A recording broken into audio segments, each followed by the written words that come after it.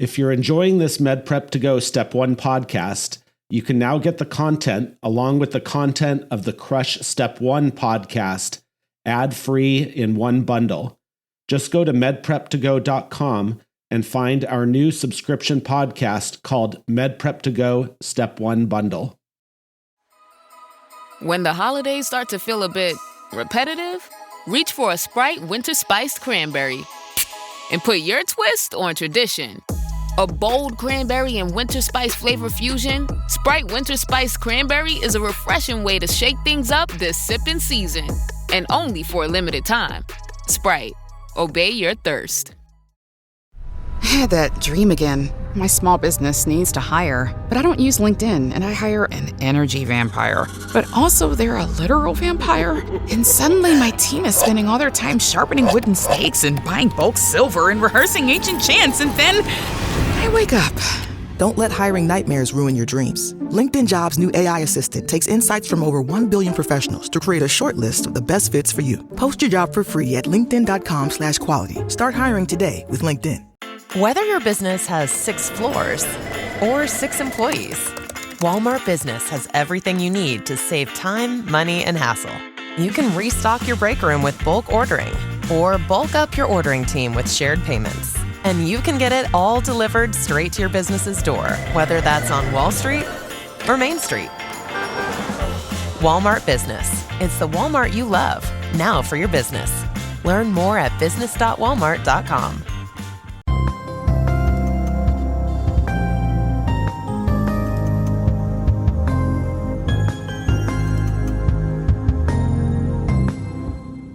This is Dr. Ted O'Connell with the Med Prep to Go podcast. Today we'll be reviewing 3 physiology questions. Just a reminder that you can find these questions and many more on our website at medprep2go.com. If you'd like to get involved in this project and learn how to develop questions, please email me at ted.medprep2go@gmail.com. If you like what we're doing, please subscribe to this podcast, give us a review, and let your friends know about it. And if you want to learn more about me and my projects, you can find that at tedxoconnell.com. All right, let's get started with the first question.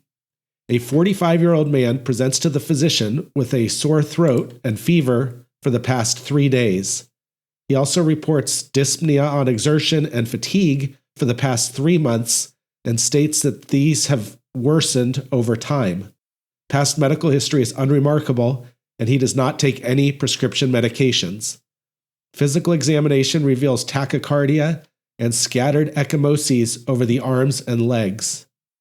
Which of the following laboratory values would best illustrate the patient's red blood cell count? A. Hematocrit.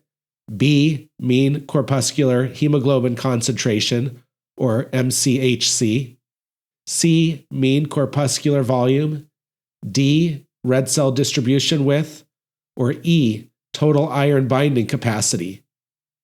The correct answer is A. Hematocrit. Of the options presented, only hematocrit gives an accurate measure of the red blood cell count. Hematocrit is the percentage of blood volume occupied by red blood cells. Mean corpuscular hemoglobin concentration is the average hemoglobin concentration per red blood cell. Mean corpuscular volume, or MCV, is the average volume or size of the red blood cells. Red blood cell distribution width, or RDW, is a measure of the variation in red blood cell size, which is reflected in the degree of anisocytosis on the peripheral blood smear. Total iron binding capacity, or TIBC, measures the total amount of iron that can be bound by proteins in the blood. Since transferrin is a primary iron-binding protein, the TIBC is an indirect measurement of transferrin availability. The key learning point to this question: hematocrit is the percentage of blood volume occupied by red blood cells. Hemoglobin is a protein contained in red blood cells that is responsible for delivery of oxygen to the tissues and is reported as the concentration of hemoglobin in whole blood. Question 2. A 52-year-old man is brought to the emergency department by emergency medical services after being found obtunded and lying on the floor by his wife. His wife reports that he had been previously healthy without any known medical problems. Vital signs reveal a normal temperature, blood pressure of 96 over 52 millimeters of mercury, heart rate 120 beats per minute, and respiration 16 per minute. On physical examination, his mucous membranes are dry and his skin exhibits decreased turgor. Laboratory analysis reveals that his plasma antidiuretic hormone, or ADH, level is increased 5 times above the normal level. Which of the following segments of the nephron is responsible for the majority of water reabsorption in this state? A, the cortical collecting duct. B, distal convoluted tubule. C, loop of Henle. D, medullary collecting duct. Or E, proximal convoluted tubule. The correct answer is E, proximal convoluted tubule.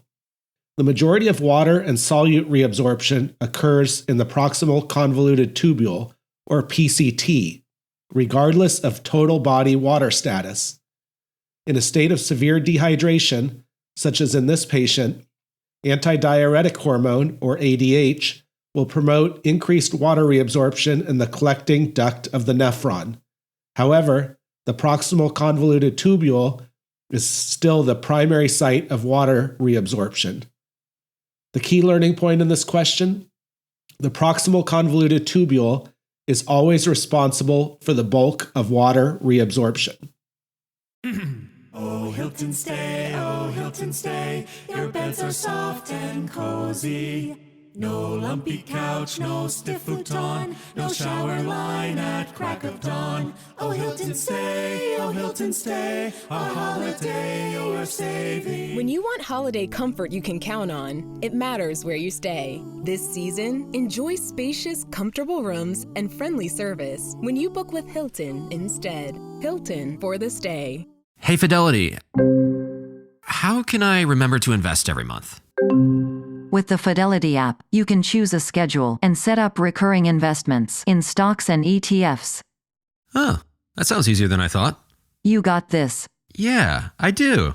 Now, where did I put my keys? You will find them where you left them. Investing involves risk, including risk of loss. Fidelity Brokerage Services, LLC, member NYSE, SIPC. Question 3. A 56-year-old man is brought to the emergency department by ambulance complaining of shortness of breath, chest tightness, and profuse diaphoresis. The patient reports that he had a heart attack sometime in his late 40s. The patient takes lisinopril, atorvastatin, and a baby aspirin daily. He was given 2 doses of nitroglycerin by paramedics in the field. An electrocardiogram is ordered. Oxygen is provided by nasal cannula, and intravenous access is obtained. Which of the following electrocardiogram results would indicate irreversible necrotic tissue damage to this patient's heart? A, deep Q waves. B, inverted T waves. C, ST segment depression. D, ST segment elevation. Or E, the presence of U waves. The correct answer is A, deep Q waves. Deep Q waves are a classic electrocardiogram finding in necrotic or irreversibly damaged cardiac tissue because action potentials cannot propagate across the necrotic area. Therefore, the net vector of ventricular depolarization travels away from this area. Answer choice B, inverted T waves, is incorrect. Inverted T waves and ST segment depression are characteristic of the earliest signs of reversible myocardial ischemia. Answer choice C, ST segment depression, is incorrect. ST segment depression and T wave inversion are characteristic of the earliest signs of reversible myocardial ischemia. Answer choice D, ST segment elevation, is incorrect. ST segment elevation corresponds to a reversible myocardial lesion. Answer choice E, the presence of U waves, is incorrect. U waves are a nonspecific finding commonly observed in hypokalemia. The key learning point in this question: electrocardiographic findings of Q waves indicates necrotic or irreversibly damaged cardiac tissue through which action potentials cannot propagate. That's it for this episode, but do check out our other episodes. And a reminder that you can find all of these questions and many more at medprep2go.com. And if you find the content of this podcast to be helpful, I recommend that you also check out the Crush Step 1 podcast.